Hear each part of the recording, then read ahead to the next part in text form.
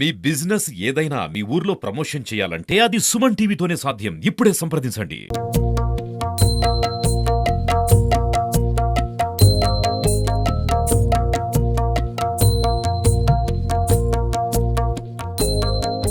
పెళ్లి కొడుకుగా రామయ్య, పెళ్లి కూతురుగా సీతమ్మ తల్లి, ఆ ఇద్దరిని కళ్యాణం చూసేందుకు వేలాది మంది భక్తులు తరలి వస్తున్నారు సుభాష్ నగర్ దగ్గర ఉండే సీతారామస్వామి ఆలయానికి. ప్రతి ఏడి కూడా ఈడ ఘనంగా వైభవంగా సాములోరి కళ్యాణం, వచ్చిన వారికి భోజనాలు ఏర్పాట్లు చేసుకుంటారు.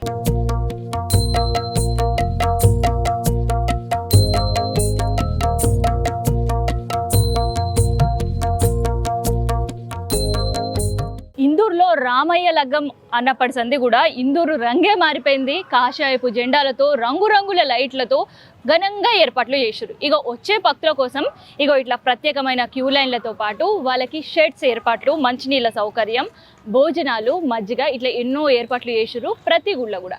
అట్నే సుభాష్ నగర్ గుళ్ళ దగ్గర కూడా నిన్నటి నుంచే ఏర్పాట్లు చేశారు. ఇవాళ అంగరంగ వైభవంగా ఘనంగా సీతమ్మ రామయ్య కళ్యాణం కూడా జరిగింది. ఇక్కడ కళ్యాణం చూసేందుకు వందలాది మంది భక్తులు ఉదయం నుంచి కూడా ఎదురు చూసిండ్రు.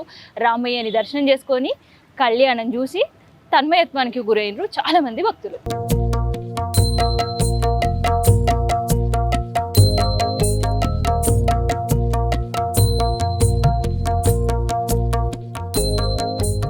రామ లక్ష్మణ జానకి జై బోలో హనుమానికి అనే నినాదాలతో, జై బోలో శ్రీరామచంద్రకి జై అనే నినాదాలతో అంగరంగ వైభవంగా ఘనంగా సుభాష్ నగర్లోని ఆలయంలో రామయ్య లగ్గం జరిగింది.